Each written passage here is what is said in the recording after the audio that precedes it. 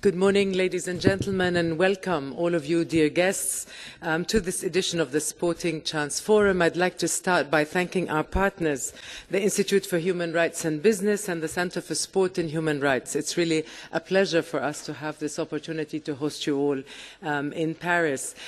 Such a wide range of leaders, of experts, of specialists on this theme of sport and human rights. I'd like to start just by referring to UNESCO's position in all of this. Our work in sport and development is really guided by two converging frameworks. On the one hand, Agenda 2030. The Sustainable Development Goals are deeply anchored in human rights. They target a vision of social justice, which over 180 heads of state and government have signed off on, and they promise to leave no one behind. The declaration, the Universal Declaration on Human Rights, which was the common standard of achievement for all peoples and nations, is very much a part of that. We are celebrating all of this year. We were celebrating its 70th anniversary, and the declaration is also the anchor of UNESCO's work on this. The declaration inspired for UNESCO the creation and the adoption of our International Charter of Physical Education, Physical Activity and Sport, which recognizes the practice of physical education and sport is a fundamental right for all. And, of course, the Agenda 2030 recognizes the role of sport as a very important enabler of sustainable development. The second framework is, I hope many of you have heard about, is the Kazan Action Plan, which was adopted by the 6th World Conference of Sport Ministers last July 2017, and that really is the big framework for the commitments on sport and international development. The Kazan Action Plan was the first time to mark a shift from mere declarations of policy intent towards action. That's why it was not just a declaration. And it enshrined three key commitments, all very relevant, I think, to the work that we want to do over the next couple of days. First of all, ensuring the right to access and participation of all without discrimination, preventing and eliminating violations of human rights of all participants in sport, and then the use of sport to promote human rights, obviously, beyond the realm of sport purely, but in society as a whole. And if we focus on mega sporting events, we can see that there is a real interconnectivity between sports and human rights, ensuring the protection of athletes, spectators, staff, indeed all the constituents of mega sporting events is crucial. But we believe we have to go beyond those big events. And the agenda that we have today among us, before us, makes sure that we can look at these issues in more depth. It is important to focus on making sport accessible for all. We believe that this is where the real impact lies. And I would like to say what kind of impact. Obviously, for us at UNESCO, education is critical. It's important to ensure physical education for all and make sure that the first experience of children with sport is a positive experience. Education initiatives have a very tangible impact and give us the opportunity to integrate values education in and through sport. In this, we have many, many examples. We work, for example, with our Special Envoy for Peace, Forrest Whitaker, in camps, refugee camps, and in centers for the displaced in South Sudan through his Peace and Development Initiative, and in the north of Uganda, where we see really the transformative power of sport. We have a chair at the Institute of Technology in Tralee, Ireland, on transforming the lives of people with disabilities, their families and their communities as well. The full participation of people with disabilities in society is a big commitment for UNESCO as well. The empowerment of youth through sport is a very big vector. We established a youth and sport task force in Southeast Asia to help young change makers scale up their projects in communities and to give them voice with their own policymakers. And later today you will meet one of those young people from Vietnam, a really inspiring local leader. Gender equality in sport, another big theme, and I'm hoping that we will have a very good announcement on our commitment in Kazan to establish an observatory, a global observatory on women in sport very, very soon. So just to illustrate, UNESCO believes in the unique potential of sports education in particular to foster citizenship, nurture solidarity, and consolidate peace. Without rights, none of that would be possible, and I'm thrilled that we're going to have a couple of days of rich discussions to make that very point. My role here today is to welcome you, but in particular to welcome Mrs. Robinson. I think, and to introduce her, of course she really does need no introduction in this field or any other, but of course we're thrilled and honored to have the former President of Ireland, a former High Commissioner of Human Rights, who's just come from Marrakesh and a celebration of the 70th anniversary of the Universal Declaration for Human Rights, and today she is here as the chair of the Center for Sport and Human Rights. Mrs. Robinson, you have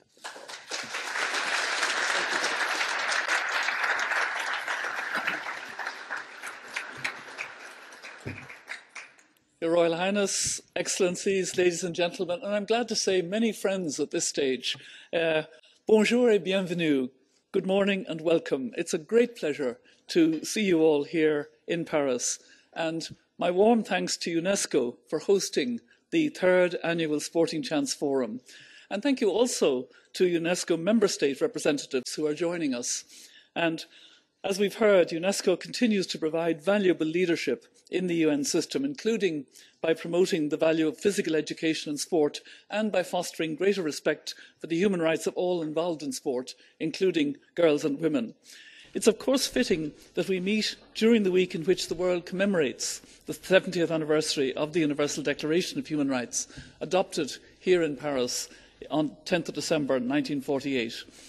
We've made undeniable progress over 7 decades in bringing the Declaration's vision to life for more of humanity. But, as we also know, sadly, the job is never complete. The struggle for human rights requires constant vigilance. And as we see in our world today, there's an urgent need for effective fight back against forces that threaten to take us backwards. There's undoubtedly a huge opportunity to advance the human rights agenda through sport. We need to use every tool we have available to convey the importance of human rights, especially to young people, because the situation we face is deeply worrying on multiple levels, from the rise of divisive nationalism in many countries to shrinking space for civil society and those brave women and men who defend human rights in their communities. From ongoing discrimination and intolerance against migrants and others perceived as outsiders, to growing impacts of climate change that threaten the lives of millions today and many more in the years to come. These worrying trends can also be seen in and around the world of sport. In the past week alone, the issues of widespread sexual and physical abuse of Afghanistan's women's football team have come to light, and I'm glad we have some representatives here to speak to that issue. So too has the case of Bahraini footballer and refugee in Australia, Hakim El Arabi, who has been detained in Thailand and faces possible extradition to Bahrain, where he fears for his life. These are but a few examples of how the world of sport is not alone in the fight for universal human rights. Given the serious challenges we face, we must all commit to working to ensure that our current and future leaders at every level put human rights at the heart of the decisions they make, and that includes leaders in the world of sport. And equally important is that sport walks the talk. We need to work together to support the sports sector to undertake its own needed reforms, build its human rights capacities and take full responsibility for its societal impacts. This is why I'm so encouraged by the collective action taking place around the new Centre for Sport and Human Rights to address common challenges with a shared vision. I must say I'm honoured to serve as chair of the Centre, an independent human rights organisation within the world of sport, committed to working with all stakeholders to promote respect for human rights. When I even think back to the Sporting Chance Forum last year, it wasn't certain we would have a centre and that the centre would be moving forward with such collective spirit of commitment. The Centre, as you know, officially launched in June of this year after nearly 3 years of open dialogue and joint action between multiple actors involved in and impacted by sport. And I'm truly impressed by the ambitious aims we've set for ourselves and by the growing multi-stakeholder coalition that's supporting the Centre through its Advisory Council. This group of international and intergovernmental organisations, governments, sports governing bodies, athletes, unions, sponsors, broadcasters and civil society organisations, representatives of which are here today, share the aim of ensuring that all actors fully embrace and operationalise their respective human rights duties and responsibilities. Allow me also to mention that as part of the work of the Centre's Intergovernmental Governance Committee, we have recently concluded a global search for the Centre's first Chief Executive. And I'm very pleased to officially announce that Mary Harvey has been appointed to that critical role. Mary.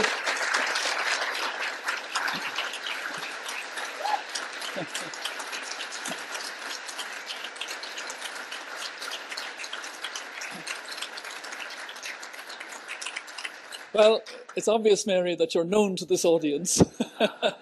And you've had a very distinguished record as a champion athlete, an Olympic gold medal winner, as well as a sports executive. Mary Harvey most recently led the development of the human rights components of the successful United 2026 bid to bring the FIFA World Cup to Canada, Mexico and the United States. And Mary, we're thrilled that you're joining the Centre and that you're here with us for this event, but we're not going to work you too hard. I gather you start in January. It's great that this organisation is kind of be run by Marys, you know, I like that.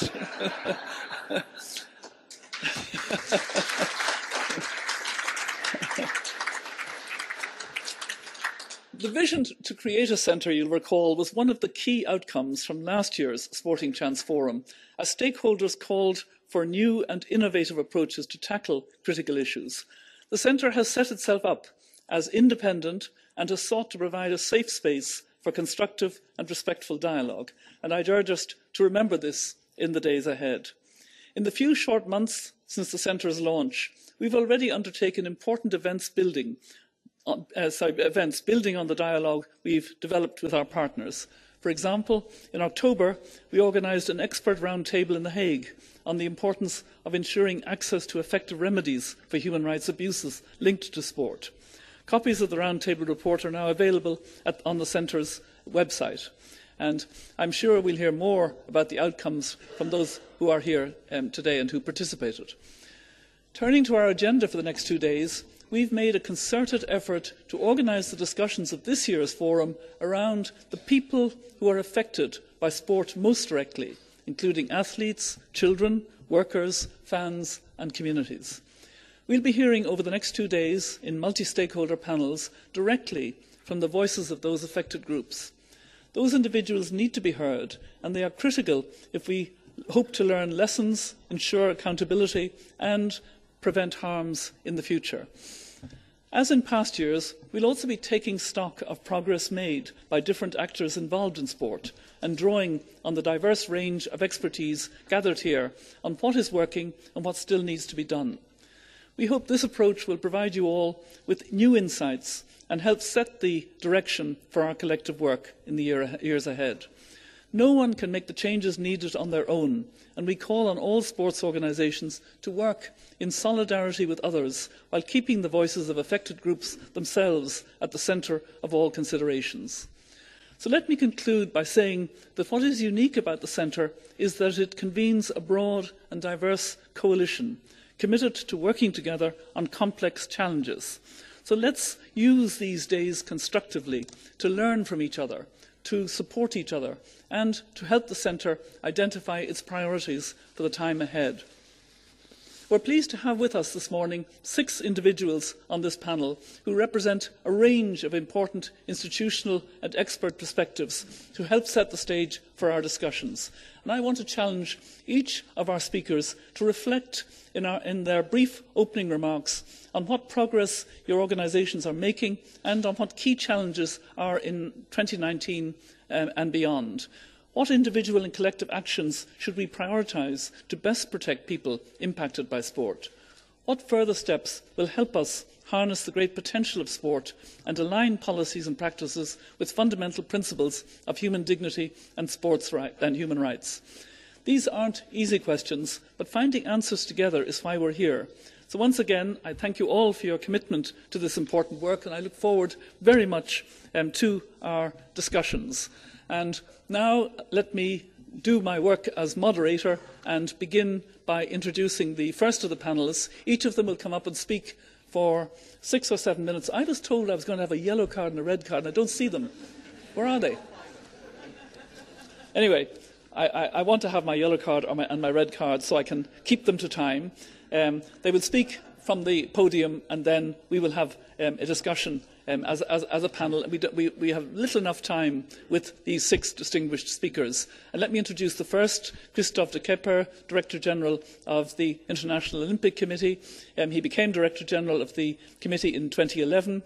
In his role, he runs the IOC administrative day-to-day activities and prepares the strategic and political decisions of the IOC Executive Board. And his previous experience with the Belgium National Olympic Committee, the European Commission, as well as managing the Olympic Movement's EU office, serves him well in his current role. So, Christophe, you have the floor.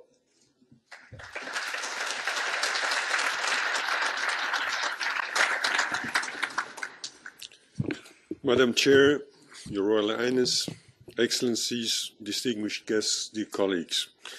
It's a pleasure to join you on the occasion of the 3rd edition of the Sporting Chance Forum. Allow me to thank UNESCO, a long-time partner of the IOC, in promoting the educational values of sports, for hosting this important event in its premises.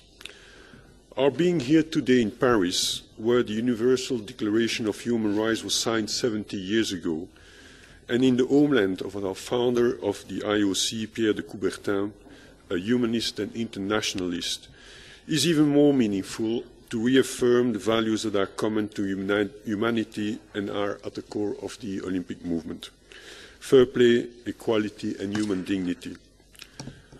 Both the United Nations and the IOC have founding documents that lay out similar aspirations. The Universal Declaration of Human Rights, the IOC Charter and the IOC Code of Ethics hold prohibitions against discrimination based on colour, race, sex, language, religion, political or other opinion, national or social origins, property or birth status. They both emphasize dignity, equality, fairness and respect. Therefore, our mission to put sports at the service of humanity goes hand in hand with human rights. And as is underlined by our presidents, in Olympic sport, all people are equal, regardless of their race, gender, sexual orientation, social status, cultural background, or belief. This principle of non-discrimination allows sports to promote peace and understanding among all people, because the same rule applies to everybody. Our vision translates in many tangible ways through our daily work and influence at the level of the IOC management, the Olympic Games and the Olympic movement. We are building on our IOC sustainability strategy to reaffirm our commitment to include sustainability into all aspects of the Games and in the Olympic movement's daily operations. It strives to proactively address social impacts and help our organisation, the organising committee, to build comprehensive business models which reduces the risk incurred by people and organisations alike. Our clear commitment in our host city contracts to increase the respect of several dimensions of human rights in the organisation of the Olympic Games is in line with the international agreements and standards, including the UN guiding principles on business and human rights. And we are working jointly with the organising committees to achieve this objective. Granting the right to host the Olympic Games does not mean that the IOC agrees with everything what happens in a country. At the same time, dialogue on fundamental principles and value can only happen by engaging, and the Olympic Games help to put global spotlight on a host country's effort to illustrate these principles in actions. More widely, our commitment to people's rights are well being translated through our promotion of gender equality, where we work with sports federation to reach 50% women participation at the Games, and with partners including UN Women to mainstream sports as a tool for girls and women empowering more broadly. We work on youth education, empowerment, integration, building human capital through sports. The recent Youth Olympic Games in Buenos Aires was the first Olympic event where 50% of women's participation was reached. The Olympic Refuge Foundation, which supports the protection and empowerment of vulnerable displaced people through safe sports spaces, is another example of this commitment. Likewise, the first ever refugee Olympic team in Rio 2016 Olympic Games showed the world that, despite the unbearable tragedies of suffering that they have gone through, sport can help support social inclusion, hope and resilience for people in war-torn countries and reinforces refugees' dignity. And a similar team is in preparation for Tokyo 2020. Likewise, our work to address harassment and abuse in sports has progressed in cooperation with sports federation and national Olympic committees, helping our movement with an educational program and specific resources to develop and implement safeguarding policies and procedures during the Olympic Games and beyond.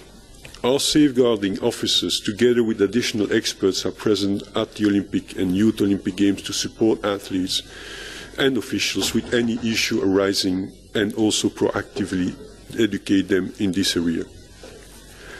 We also welcome the work of the IOC Athletes Commission and the first ever Olympic Movement Athletes' Rights and Responsibilities Declaration, inspired by international human rights standards. More than 4,000 athletes and athletes representatives from 190 countries led the drafting of this document with a consultative and bottom-up approach to reach athletes' organizations, unions and international organizations. And we are pleased to see that since its last adoption in October, it has already been endorsed by international and continental athletes' commissions.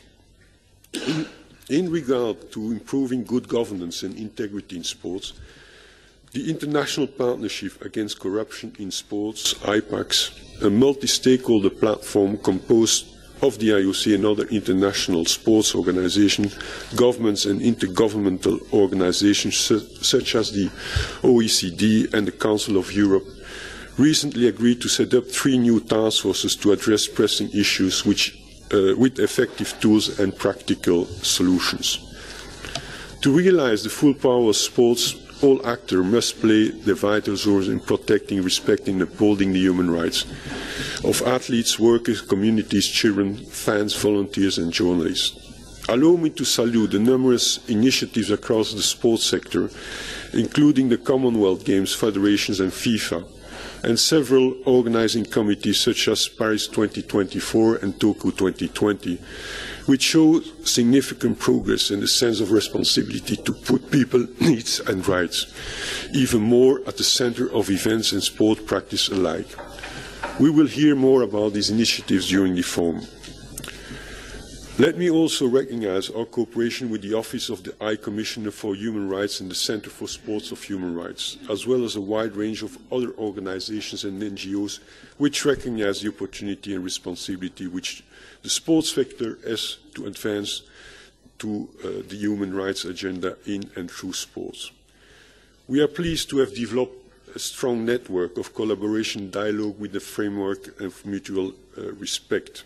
All must play their respective roles in protecting, promoting and respecting human rights across their spheres of influence. Only by encouraging collective action we will be able to provide adequate remedy when needed and to proactively adjust policies and practices to reduce impact on people in sports. This forum is another tool to pursue this objective. Ladies and gentlemen, we see an increasing recognition of sports as a catalyst for education, health and integration and human rights. The Kazan Action Plan provides a framework for taking these works forward. Similarly, the 2 global compacts on refugees and on migrants to be adopted this month in Marrakesh and New York as well as the outcomes of the recent Nelson Mandela Peace Summit and the high-level meeting on non-communicable diseases earlier this September, are giving due space to sports to build human capital.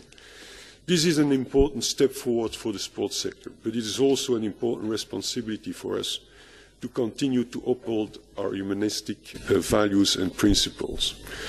The potential of sport is enormous, as the many challenges that we need to address still, and the work we have ahead of us.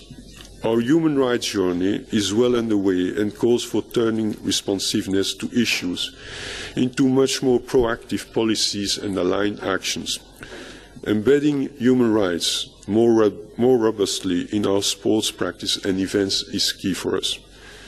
Building on this approach, we have initiated a comprehensive analysis of our own policies, processes and practices to understand where there are gaps and opportunities for improvement in regards to preventing and addressing negative impacts on people.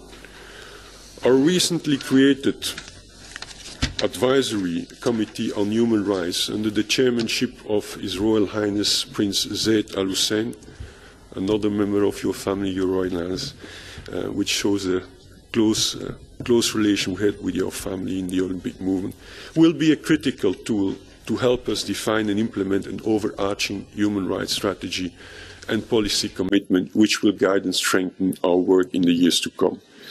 Only a few days ago, the United Nations General Assembly reaffirmed once again in its resolution, Sports as an Enabler for Sustainable Development, the pivotal role of sports in advancing the realization of the Ambitions 2030 Sustainable Development Agenda and its inherent human rights dimension.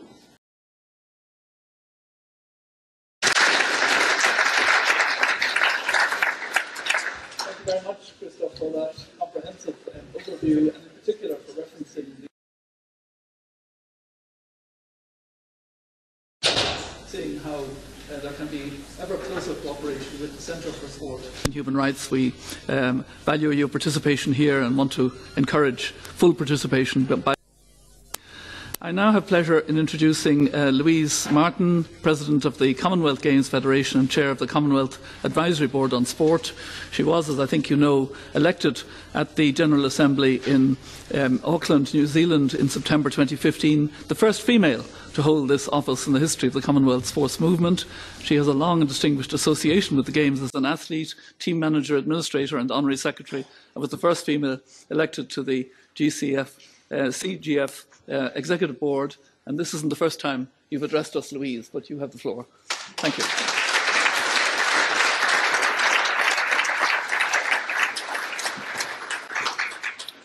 Thank you, Mary. Your Royal Highness, Your Excellencies, distinguished delegates, colleagues and friends. I'm delighted to be with you today at the commencement of the third Sporting Chance Forum and the first under the official guise and support of the Centre of Sport and Human Rights. Mary, John and everyone that has worked so hard to make this a reality, I congratulate you on your vision and your tireless efforts and hard work. The Commonwealth Games Federation is committed to the success of our collective work and action in this important area of effective sport governance and management. Respecting, protecting and promoting human rights in all we do is simply acting responsibly for those we serve and maximises the impact that we can have on society when we are fortunate enough to be the custodians of a distinctly powerful force, sport. As some of you may know, I have been involved in sport my entire life, and I had the privilege and honour of swimming for my nation at the 1962 Commonwealth Games. Now, before you start counting, I was under 10, right?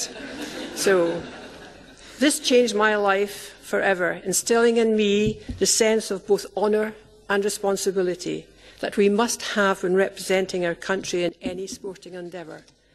Now, fast forward to earlier this year in my current role as President of the CGF at the Gold Coast 2018 Commonwealth Games. We made great strides to uphold one commitment to implementing the Sporting Chance principles on human rights and mega sporting events. Beyond the critical work that went into the operational delivery of the Games, our experience in honouring and implementing truth and reconciliation initiatives with First Nations and Indigenous people locally and around the world was an important step in our journey as a Commonwealth family. In doing this, we provided a platform for many other forms of personal and collective advocacy, empowering athletes and fans to engage and use the Games as a beacon of reflection and a call to action. Athletes used the Games to promote the rights of LGBT+ people worldwide, and on April 7th, our Rwandan athletes respectfully commemorated the United Nations Day of Remembrance for the victims of the Rwandan genocide. Debates were held on the rights of transgender athletes and athletes with hyperandrogenism. There you are, I'm going to compete in mainstream sport. In many ways, our Games of so many powerful sporting firsts, with more countries winning medals than ever before, complete gender equity in medal events, and the largest integrated parasport programme in history, became a Games to celebrate the distinct power that sport has on nurturing social impact. One journalist asked us, why were we? And we responded, we are not. We're humanising it. Our discovery on this journey, our commitment to our athletes, their friends, their families, Games personnel, fans and the actions that we are continuing to take to fully embed human rights at the foundation of all that we do, on the field and off the field, is critical to our future success and the success of the entire global sports sector. The next Commonwealth Games will be in Birmingham, England, a city with a rich and complex history, a city in a region with economic and social ambitions that are largely based on the empowerment of its young people, harnessing the power of one of the most culturally diverse communities in Europe, but one which also faces challenges around social, racial, ethnic and religious cohesion. We have taken great steps with support from our partners at UNICEF, IHRB and other bodies in drafting our host city contract for these Games to go further than ever before in implementing the UN Guiding Principles on Business and Human Rights. Our movement has established a policy statement outlining our commitment to human rights, which is giving us the ability to strengthen the governance and management of human rights practices throughout our 71 member nations and territories, with the support of government and national human rights agencies. But this has been enhanced by specific human rights and child safeguarding training for our senior management team. To implement this 2 weeks ago, my executive board agreed to undertake, in partnership with the Birmingham 2022 Organising Committee, a comprehensive strategy to identify and mitigate our salient human rights risks and create even more relevant and powerful opportunities to celebrate and promote human rights in all that we do. We are at a crucial crossroads where the rights of athletes are being widely discussed, debated and championed in many different ways. It is important for everyone to remember and respect. Athletes are simply human beings, humans endeavouring to go beyond their personal best in their specialised areas of activity. And therefore, as humans, they have the same rights as we do. Sport needs to continue to evolve its rules, regulations and structures to support the rights of athletes, as well as empowering them to achieve greatness and holding them responsible for meeting their obligations. Mary, I would like to take this opportunity personally to thank you and John again for your leadership. The CGF looks forward to continued collaboration and work with the Centre for Sport and Human Rights. To put it bluntly, we are committed. We are committed to our athletes and their communities. We are committed to the children that look to sport for hope and inspiration. And we are committed to using our great movement to uphold the highest standards of respect for human dignity and prosperity. And finally, we are committed to working with all of you to achieve the common good. Thank you.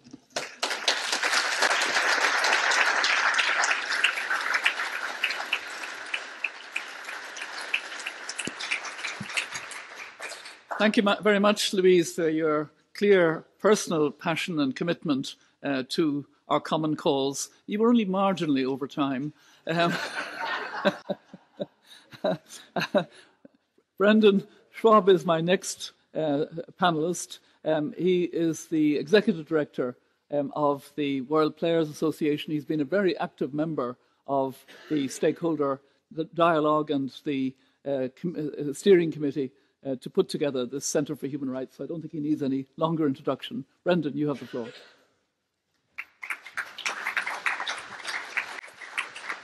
Thank you, Mary.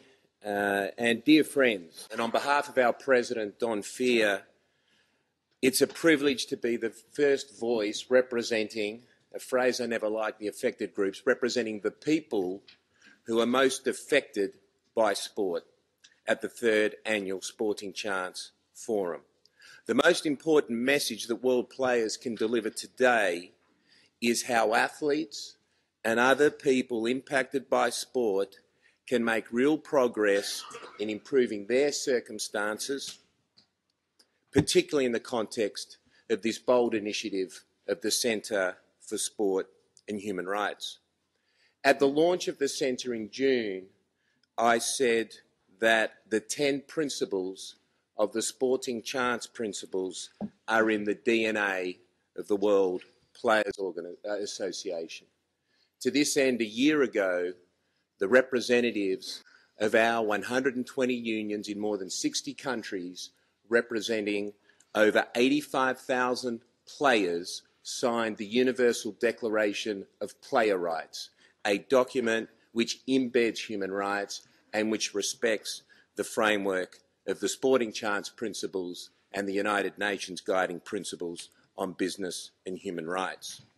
We have been a proud part of the team working collectively to design the Centre since its Big Bang moment in Guyane 3 years ago. At the same time, we have also partnered with the Sport and Rights Alliance for the short and medium-term goals of affected groups, including by housing the Sports and Rights Alliance coordinator, Gigi Elford. Through the SRA, we have been party to public campaigns and direct actions with sports bodies on cases that can't wait. For example, why can't women in Iran go to football matches? Or the case of the Bahraini footballer Hakim Al Arabi that Mary mentioned. We call on the FIFA Senior Vice President, Sheikh Salman bin Ibrahim Al Khalifa, who's also the President of the Asian Football Confederation. We call on him to withdraw or use his leverage to have the extradition request from Bahrain withdrawn so that Hakim can be safely returned to Australia, where he is a recognised refugee under international law. And we want to talk about the IOC Declaration of Athletes' Rights and Responsibilities, which the IOC rushed to adopt in October, despite the warnings of the SRA, world players, and a number of other athlete bodies and human rights experts. The IOC Declaration narrowly defines the rights of athletes. It does not recognise the internationally recognised rights of athletes, and it subjects those rights to the rule of sport. And where it gets the question right, for example, on the awful issue of abuse, and we'll be hearing from Nancy Hogshead-Maker shortly, there is not access to an effective remedy. We have to be realistic and understand that sport, as governed at the moment, is harming people. And if those that sit at the heart of sport namely the athletes, the people who are at the centre of the attention of the millions of people that watch sport on television, if their rights are not respected, then how can the hidden people, the construction workers, the media, the local communities, the volunteers, how can they know that their rights will be respected, upheld and protected? Therefore, now is the time for the Centre to prove it works. History has taught us that despite the human rights crisis that regularly confronts sport, the progress we seek will not be given but must be worked for by the affected people themselves and their genuine representatives and recognised advocates. The athletes work as fans, local communities, journalists and children must have a real voice to stand up for themselves and to have an equal say in the decisions that affect their lives. This is what we believe collective action means within the context of the Centre. History has also shown the importance of sticking to the basics. We know that as elite athletes. So what are the basics here? First, sports governing bodies are commercial operations and therefore have the responsibility to respect human rights under the UN Protect, Respect, Remedy framework. Second, the work to live up to the high-minded values of sport requires a team effort. No one stakeholder in this space can do it alone.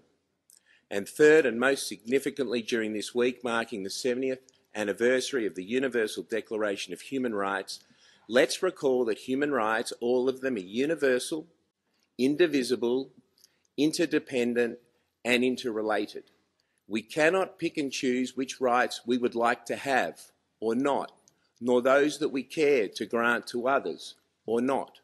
Lastly, as I've emphasised again and again at previous forums, access to justice is an essential element to bring these fundamentals to life, because even the best human rights policies and due diligence will sometimes fail, and we need to ensure that there is an effective remedy for the parties who are harmed.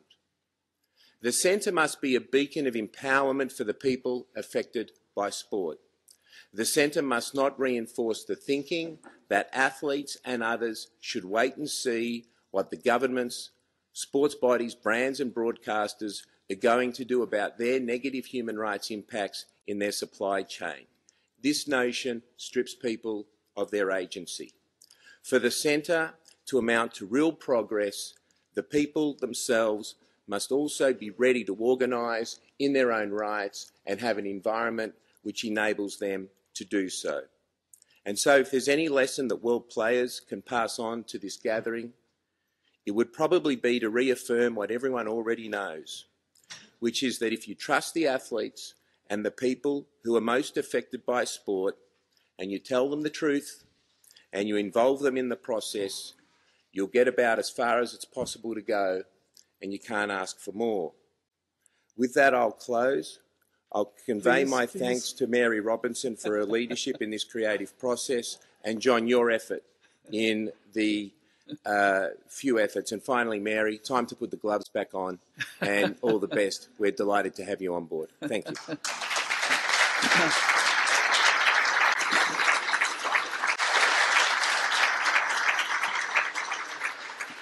Thank you very much, Brendan. It sounds as if you had a few gloves on yourself during that speech. Actually, I'm aware that, you know, we have a marvellously gender-balanced platform, and so I'm going to change the order of speakers slightly and invite Gabriela Ramos to speak next. She's Chief of Staff at the OECD, and she's the Sherpa to the G20. So besides supporting the strategic agenda of the Secretary-General, she's responsible for the contributions of the organisation to the global agenda, including the G20 and the G7. And she leads the Inclusive Growth Initiative and the new approaches to economic challenges, and also oversees the work of education, employment and social affairs, including gender. Previously, she served as head of the OECD office in Mexico and Latin America, coordinating several reports on Mexico to advance the health and education reform. So, Gabriela, you have the floor. I'm here, Mari. I'm already here. Thank you so much, Mari, for that presentation, and welcome, everybody. I'm so glad to be here. I was not prepared, but I brought my Tour de France, to ask UNESCO not to use plastic bottles. Excellent. So,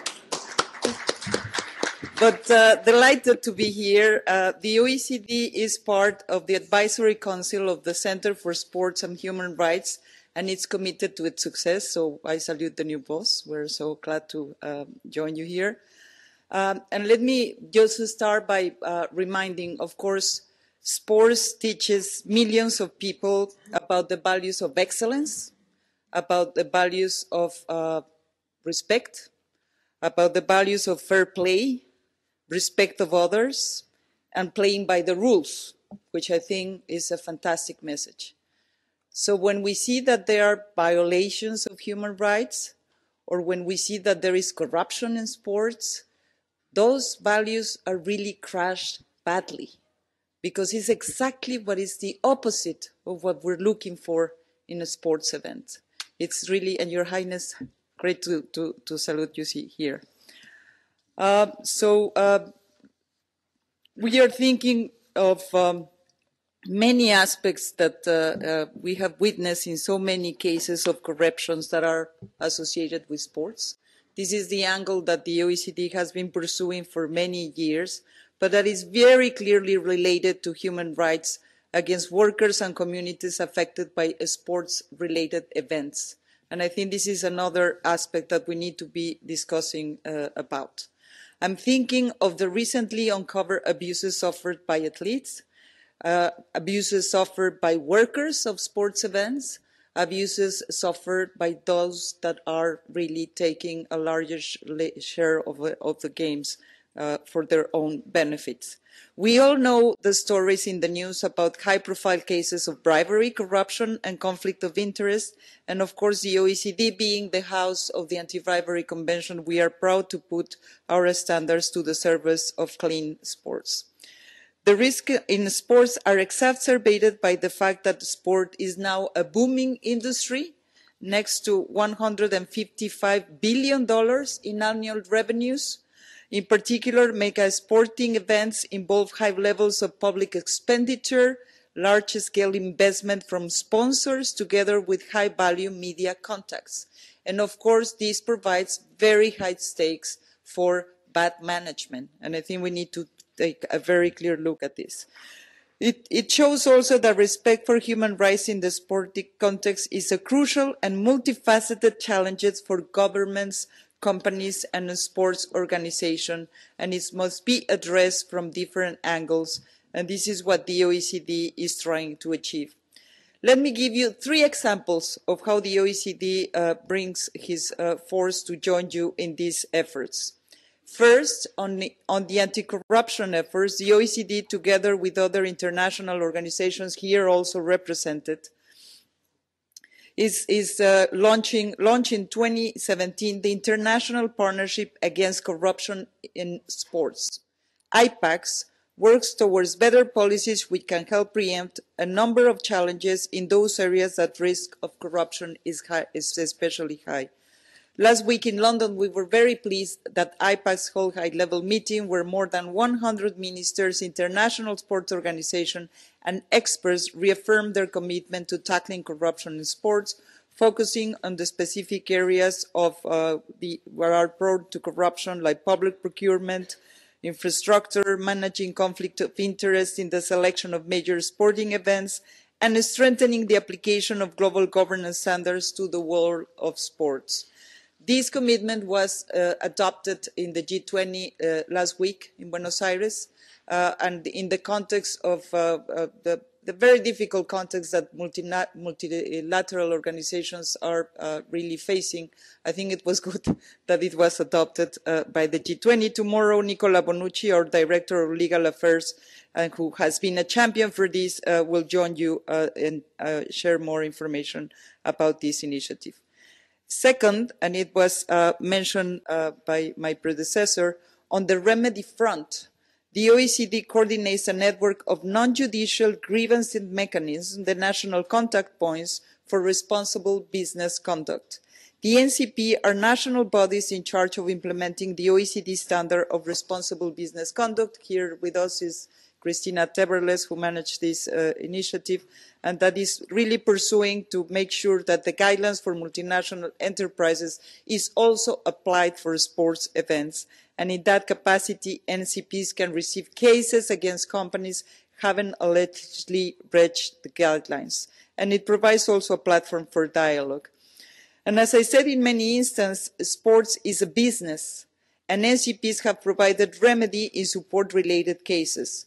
For example, in 2015, Formula One companies committed to exercise human rights due diligence in relation to the organization of Grand Prix races in Bahrain following a case brought before the UK NCP.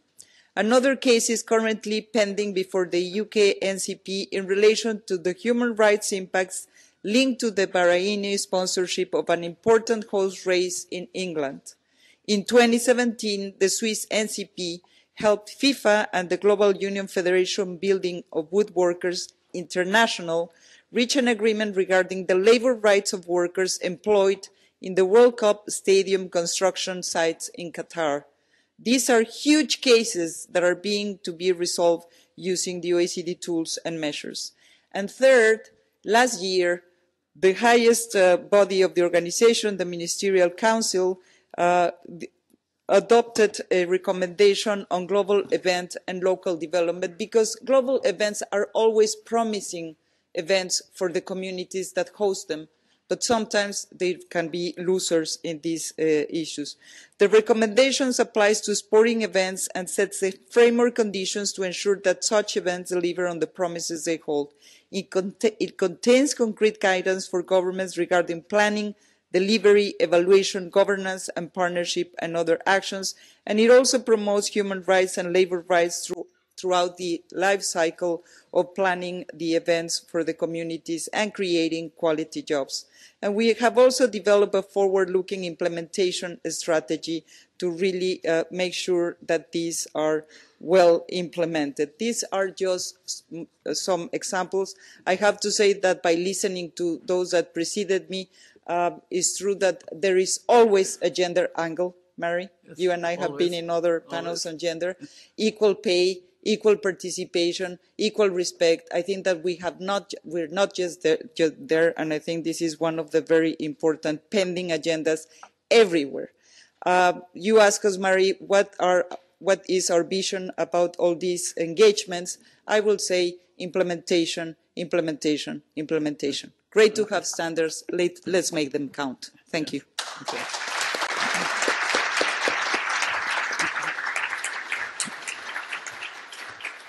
Thank you, Gabriela. And speaking of standards, I'm glad you brought your water bottle with you. That was, we should all have done that. I now have pleasure in calling on Federico Adieci, Head of Sustainability and Diversity at FIFA.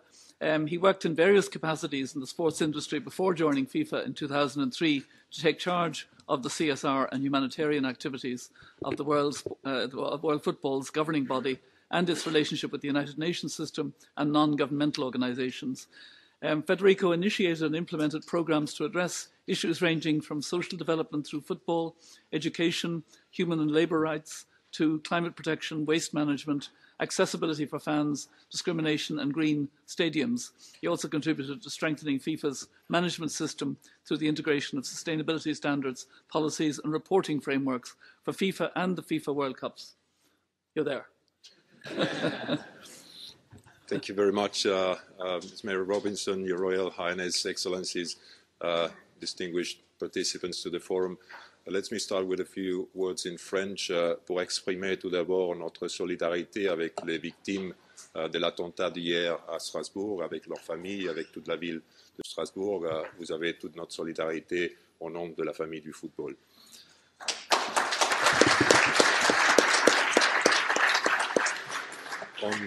On behalf of the FIFA President, the FIFA Secretary General, I would like to thank the organisers for the invitation to FIFA to be part of this forum and for the opportunity to continue our exchange with peers on this so important topic of human rights related to sports. As many of you know, FIFA has made great strides over the past years to implement its commitments in a strategic manner and to ensure that rights of people that are or may be affected by our activities are taking seriously. Human rights is part of our statutes. We are the first international sports federation to have a human rights policy. We're one of the only few in the business world to have an independent advisory board on human rights, and I think it is pretty clear that we're taking human rights related challenges very seriously. Obviously, there is still a lot of work to be done, and in that work we will count on the support of you, the human rights community, as well as the nascent centre now with Mary on board. We regularly get feedback from external stakeholders and experts that FIFA's work over the past years has become a textbook example of a globally active organisation that came to terms with its human rights responsibilities and developed systems to tackle these responsibilities in a systematic manner, of course with all the challenges that this entails. And the UN Guiding Principles on Business and Human Rights are a key guidance in that work. The UNGPs ask of companies that A, they develop a policy commitment to respect human rights and embed these commitments across the institution, B, that they implement an ongoing due diligence process to ensure respect for human rights, and C, that they work to allow for effective remedy for individuals who may be adversely impacted by the institution's own activities. As is the case with most companies, we have to work on all of these three elements at the same time, because our operations and organisation of global football activities and tournaments on developing football worldwide and on governing association football runs at full speed in parallel. So let me highlight some of the key milestones of these three areas: policy commitment, due diligence and remedy. As mentioned, FIFA's high-level human rights commitment is integrated in Article 3 of our statutes since February 2016, which is in many ways the constitution for our 211 member associations and are giving themselves for the governance of world football. The statutory commitment was then specified in FIFA's human rights policy adopted by the FIFA Council in May 2017. The process to develop the policy involved an extensive consultation, both internally and externally, including many of the people sitting in this room today. But any policy is only worth as much as is embedded within the organisation's operations, and we have therefore taken a wide range of steps in that respect. For instance, we integrated the human rights commitments in relevant existing organisational regulations, including the FIFA Code of Conduct, the FIFA Standard Statutes for the regulations for the FIFA Forward programme, through which member associations receive funds for football development. We also developed new policies, such as the FIFA Statement on Human Rights Defenders and Media Representatives. Furthermore, we strengthened our internal capacity through the hiring of expert team members. In February 2016, we already had an experienced anti-discrimination manager in our team. Since then, we added a human rights manager, another sustainability manager with strong human rights expertise, a diversity and accountability and accessibility manager, and soon to come, an expert responsible for child protection and safeguarding. And finally, at least as important, we developed wide-ranging cross-departmental collaborations with other relevant entities within FIFA. Another important element of the operation or the operationalization of the human rights commitment was the identification of the 10 most salient human rights issues we focus our work on. The list of these issues was published in the FIFA activity update of human rights in June 2017. And the three categories of salient issues are issues related to events, issues related to our role in football governance, and issues related to in-house operations. On due diligence over the past years, we strengthened our due diligence processes at all of the three categories. Let me highlight as well some of the main elements in that respect. With respect to events and tournaments, we implemented a comprehensive due diligence process in relation to the 2018 FIFA World Cup, focusing on key risk areas of anti-discrimination, workers' rights, and fundamental freedoms. We developed the sustainability strategy for the FIFA World Cup 2022 in Qatar, which will be published early next year. And we believe we set new standards with this strategy, in that it is the first strategy for a mega sporting event that is based on a systematic assessment of human rights risks. And we integrated as well human rights requirements in the bidding, selection and hosting of all future tournaments, the most comprehensive of them being the requirements for the 2026 FIFA World Cup. Again, these requirements are seen as leading the way for the sports sector as a whole. The second category of salient risks includes risks associated with our role in football governance, and in that respect, we strengthen the positioning and engagement with players' unions, both at international and national levels, including through a structured collaboration agreement with FIFPro, the International Union of Professional Football Players. We also significantly enhanced the effectiveness of the enforcement mechanisms for sanctions of clubs in case of overdue payables. And we are working through a series of channels to incentivize uptake of human rights amongst our member associations. This includes the introduction of new requirements in the Forward programme and the development of a coherent set of activities around high-risk areas, including child protection and safeguarding.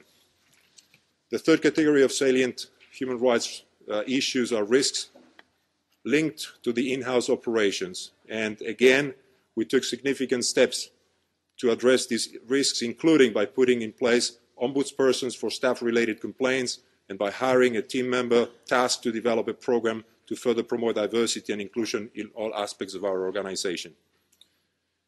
On remedy, and in addition to developing a coherent policy framework, prioritising our human rights risks and strengthening related due diligence processes, we also stepped up our efforts to promote access to remedy for those who may have been adversely affected. We implemented our own grievance mechanisms or engaged with state-based mechanisms in relation to several right holders groups during the 2018 FIFA World Cup in Russia, and an example in that respect is the complaints mechanism for human rights defenders and media representatives. And we are committed to build on these experiences and further broaden the provision of operational level grievance mechanisms for the upcoming FIFA World Cups in Qatar and in North America. We strengthen the FIFA-run grievance mechanisms for professional football players and work with players' unions and national stakeholders to build effective dispute resolution mechanisms at the level of member associations. And we continuously strengthened grievance mechanisms for FIFA staff, including in relation to sexual harassment and workplace bullying. So you will find a lot more of these activities already published. And to conclude, and as we all know very well, human rights is a very complex topic, entailing far-reaching issues that affect all parts of the activities in world football and for other sports organizations in world sports. It is important to mention that while we are continuously strengthening our human rights work, we are oftentimes dealing with very intricate sets of challenges that cannot be addressed overnight. In this journey, we will continue relying on the knowledge and the views of our stakeholders, in particular our Independent Human Rights Advisory Board, which has done a tremendous job over the past 2 years and will continue doing for the next 2 years as well. We're also confident that the new centre has the potential to become an important stakeholder in the sports and human rights field that can actively drive the conversation and serve as a trusted and expert counterpart. The centre should therefore, in our view, also act as an objective voice to add context where actors may be tempted to portray certain situations in an overly simplified or one-sided manner. As an organisation, FIFA is taking human rights very seriously.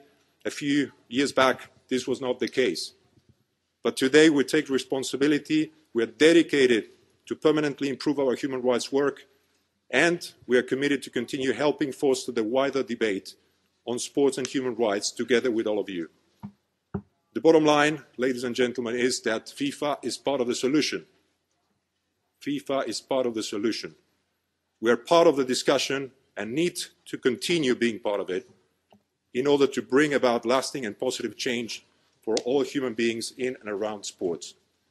Thank you for your attention, and I look very much forward to the discussion over the next 2 days.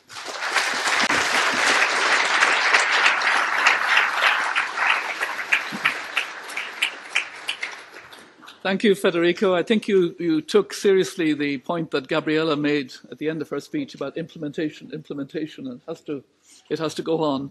And now I just want to call on our last speaker on the panel before we hopefully have some time for a bit of further discussion. Nancy Hogshead-Malker is CEO of Champion Women and a board member of at Equality League, and she's a lifelong advocate for access and equality in athletics. A scholar. Thank you very much for having me. Good morning, everyone. Morning. It's a pleasure to be here. I think that I'm the last speaker as we move on to the rest of the panels for the rest of the day. People here have been talking about human rights on this 20,000-foot level, and I have the opportunity to talk to you about human rights on the more on the ground level to get you ready for the next programs that are coming up. As was said, as Mary said, I have the privilege of running an organization, Champion Women, and we provide the legal advocacy for girls and women in sports. One of the main issues we've been working on has to do with sexual abuse in sport. The IOC, I credit greatly with working with Seal Breckenridge and many other great scholars who have shown that the more elite the athlete, the more likely they are to be abused from someone within their own entourage. We know that this is a unique and particular risk of sport. So 8 years ago, I'm a civil rights lawyer, and I have been working mostly in schools and making sure that schools were safe. And so there's essentially a playbook. There's a way, if something happens, what's a school's response supposed to be? How it is that they're supposed to help make sure that for this child or for this college student that their sexual abuse doesn't interfere with their educational trajectory, that they're still able to get their education, etc. But then I started getting calls from the exact same people who had the exact same experience, except that they were in the Olympic sport movement. In America, when I say the Olympic sport movement, I don't mean 800 athletes once every 4 years. That's 16 million athletes in the United States. That essentially there was no remedy. And I say no remedy, I mean, there's no statutory protection. There was no social norms that protected people. Coaches dated, and I put that in quotations, at their athletes. There was no insurance if something happened. There was virtually nothing. There was no playbook the same way that there was with schools. So I thought, I am an Olympic champion. I won 3 gold medals in the 1984 Olympics. So I thought that being a civil rights lawyer, having already done all this work with schools, that I could easily move into the Olympic world and be able to talk to the Olympic folks and be able to say, this is a huge problem here. My coach from the 1984 Olympics is on the banned list. He did not abuse me. He was abusing my teammate. But I got to see how sexual abuse works up close and personal. I was 22, and I knew going into him what his reputation was, but I thought, I'm too old for him. It's not going to affect me. But sure enough, my 16-year-old teammate was being abused by this coach. It took us 30 years to get him out of sport. 30 years. It should have been easy because he, unlike the vast majority of sexual abusers, didn't hide it. He would say, this is my girlfriend. And they came to workouts together and they went to competitions together. So what should have been very easy was extraordinarily difficult. So that was 8 years ago. And I've spent too much time, so I'm not going to go through all the different things of the progress it is that we've made. But let me just say, it's been a sea change. We've gotten new statutes passed. We've got new norms passed. Right now, there is a bright line rule. Coaches shall not have romantic or sexual relationships with the athletes they coach, regardless of age or consent. It is the same with every other industry. Okay, so I want to talk about sort of structural things that make athletes particularly vulnerable for sexual abuse. And because they are structural, they are things that we can change. We can use the Human Rights Declaration. We can use the center. We can use these mega sporting events to be able to change these. There are two ways that we typically protect victims of sexual abuse. One is we protect children. So youth-serving organizations typically have very common ways that they make sure that there's the rule of three and that, you know, adults and children are not alone together. And there's a whole range of things that we do to protect children, okay? In my sport of swimming, the percentage of athletes that are children is 93%. All of the members of the sport, 93% of them are children. And yet the sport didn't really think of itself as a youth-serving organization. So, okay, so that's one way that we typically protect victims. Number two is we protect them with, we protect people when there's a power differential between folks, okay? So actresses with the Me Too movement are protected by those who are in power from being able to use that power to be able to extract sexual favors from the underlings. Okay, so employees or everybody who gets a license for their job. So if you're in the United States, if you're a counselor, if you're a doctor, a lawyer, if you're a police officer, if you're a prison guard, if I wanted to lose my legal license, the surest way to do it is A, commingle funds of my clients, or 2, have sex with a client. So and these are ways that we protect people who don't have as much power. And those are ubiquitous. Those are all through society. For some reason, sport got out from under both of those, right? So we don't see them as children. They're referred to as athletes. I made my first national team when I was 14 years old, and I was treated like an adult. And then 2 is we don't recognize this huge power differential.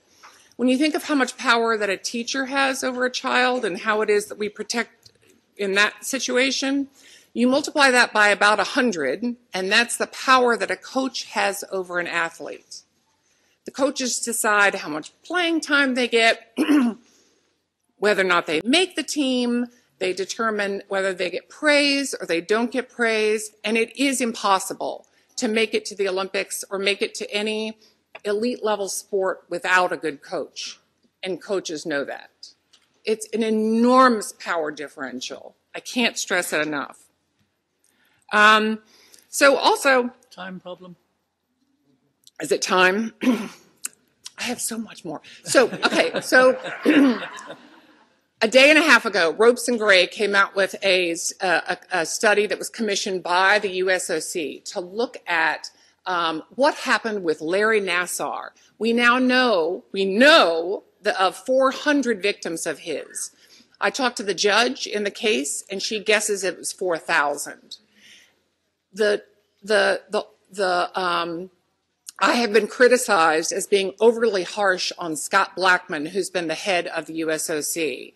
This report lays to rest any of those. I am completely vindicated because it shows, because the report shows that as a matter of policy, he didn't want to address sexual abuse. Not that he didn't have the power, not that he couldn't, but that he didn't want to, and he intentionally chose not to. So when athletes went to him repetitively saying, I'm being abused by my coach, he didn't lift a finger to be able to help them.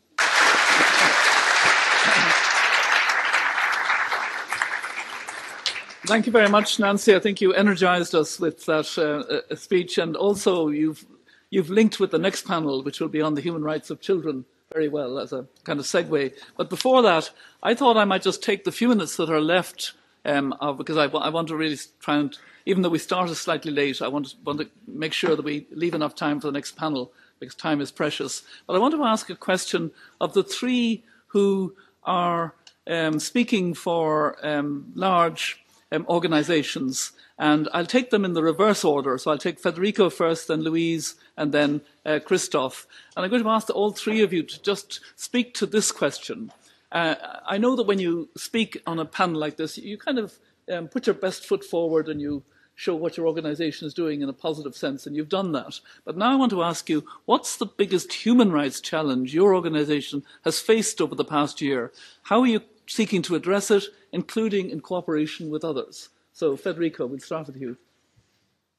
I think that I hope it transpired through my speech that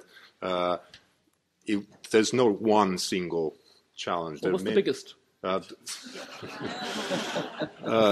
There's many challenges that I said, and all of them come at the same time. Probably the biggest challenge is to deal with these challenges all at the same time and while you're running, and where the expectations of the world are extremely high because you're representing, or you are FIFA, and is the world's governing body of the most popular game in the world, and of course everyone expects things to be dealt with 100% and in the best possible way, and we try definitely, and this is our commitment, and we've shown in many occasions, or hopefully in every occasion, that this is our aim and our commitment. But dealing with all this, we had very challenging World Cups from a human rights point of view that we're dealing with, a very complex process, a new process to develop the requirements for the 2026 World Cup. So we are in a very dynamic, very diverse, very complex environment, and at the same time dealing with a number of stakeholders and the expectations of the world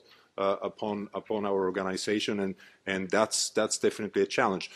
It's a nice challenge to have because at the same time we have the popularity of the game, we have a certain pressure coming from outside that pushes our organization to get better, and we're thankful for that. Sometimes we could always debate about how positive that pressure from outside is and how much recognition it is to the work that we do, but that's part of the game. We accept that. At the same time, we are very conscious of the real commitment that we've made, of the steps that we've made, the input that we're receiving as well from external organizations, even the ones that are independent and helping us, like the Human Rights Advisory Board, or the organizations that are helping us now with the development of the first human rights report in the world of sports under the UN Guiding Principles reporting framework, are telling us that actually the work that we have done in these last 2.5, 3 years, it's exemplary in terms of the width, the comprehensiveness, and at the same time the speed at which we were able to implement it. And the commitment is there still to continue doing the same thing over the next years, because the challenges will remain, the dynamism of the industry will remain, and of course we have to deal with the new challenges that are coming up in connection with all these three aspects that I mentioned before: the event sector, our own organization, and the governance of football. Okay, thank you. Louise, what's the biggest challenge, human rights challenge, your organisation has faced, and how are you seeking to address it, and are you benefiting from cooperation with other actors? We're definitely benefiting from the collaboration of all the people that we're working with in the human rights industry. Our biggest challenge, I think, is ensuring that all our athletes and young people who are in sport within the Commonwealth, but not only the athletes and the young people, but everybody who's involved within Commonwealth, whatever role they play in our 71 countries, are treated exactly the same, and that we can safeguard them. And it's also the health of these people that we're having to look after as well, both physical and mental. And I think to try and ensure throughout the 71 countries to have equality in that's going to be our biggest challenge. Can you give some examples of what you mean by this being a big challenge? Well, we all, in the 71 countries, at this moment in time, the majority either don't have a CGF constitution, they're working on the IOC constitution, and they also have different stages of their governance. So we're trying to make sure that we can bring everybody in line, and that's why over the 2 weeks ago, when we were having our workshops in Singapore, we actually addressed all of these. And it's going to be very difficult for David and the rest of the team to ensure that we have parity across the board. That will take time. But also with our youth games, We use that as a development tool for the young athletes, the young officials, everybody coming forward who will form the trajectory into the main games. Because we don't mirror our main games, we use this as a development tool. And if we can use this wisely, we started in Barbados working on the safeguarding and working on the children's health. That was our beginning, but it's only the start. And it was only then did we realise just how much work we still have to do. But we will get there, and our next games will be in 2021. And if we can use that leading into 22 for the Birmingham Games and see the progress, I'm not saying we'll be there by 22, but we'll certainly be on the way. But it's not going to be easy. Okay, thank you very much. Federico, Christoph, the IOC, your biggest human rights challenge, how are you facing it in the past year, and has it helped to have cooperation with other actors? Yes, I mean, clearly, to summarize it, I think we have a double challenge here, and that was reflected by what other speakers were certainly saying also. The first one is capacity building, because we are not, by essence, an organization that is, active on the human rights sector. So you have to build capacity to respond, to the challenges. And then moving from capacity building to implementation is another difficult step for us. But I try to illustrate in my opening remarks, the efforts, but also the successes that we have been able to book on different level, be it from gender equality, human rights address in the organization of the games, and many other breakthrough the Athletes Declaration. The second main challenge that we are confronted with, and of course with all respect of some of the speakers who took their gloves on here on the podium, is really managing expectation.